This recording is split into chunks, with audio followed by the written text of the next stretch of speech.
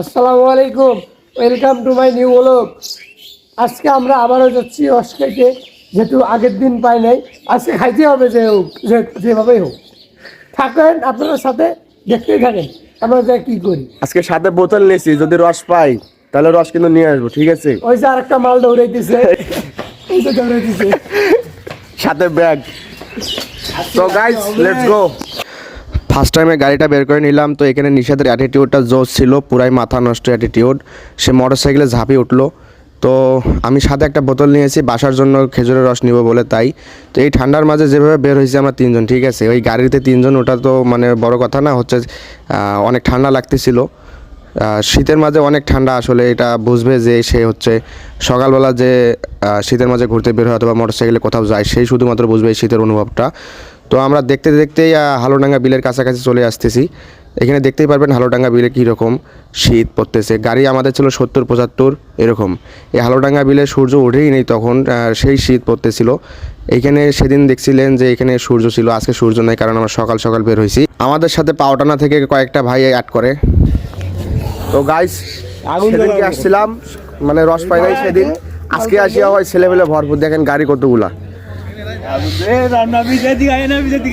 গাড়ি ভাই। সেদিনকে ওই রকম পাহারা দিছে, আজকে পাহারা দিতেছে, কোনো সমস্যা নাই।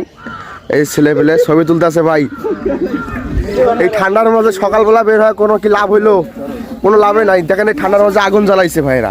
আগুন মানে তো গাইস আজকে আমরা অবশেষে রস পেলাম। রস পাওয়ার কারণটা একটাই, সেটা হচ্ছে আমরা রস বুকিং করে রাখছিলাম। ওই যে ওইখানে চাচা আমাদের ডাকতেছে রস নেওয়ার জন্য। চাচা বললো যে হচ্ছে এখনো রস নেওয়া হইতেছে, তো আমরা রস নেওয়া দেখার জন্য, আপনাদের দেখার জন্য রস নেওয়া ওইখানে যাইতেছে, ওইদিকে গাছ। তো গাইস এই যে শীত, ভরপুর শীত গাইস।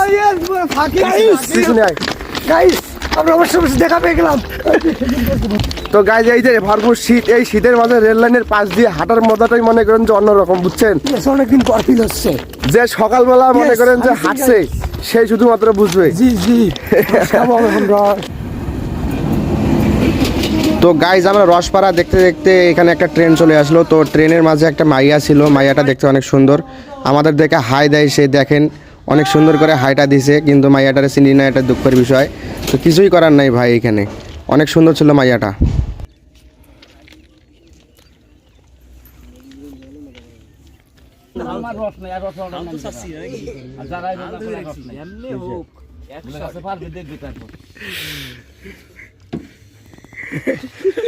তো গাইজ অবশেষে রসের দেখা পেলাম, এই যে আমাদের হাতের রস। মানে যখন দেয় তখন হেডা ভৈরা দেয়, আর যখন দেয় না তখন কিছুই দেয় না, ঠিক আছে গাইজ? টাটকা রস গাছ থেকে নামাই নিছি। তো দেখা যাক, চলেন।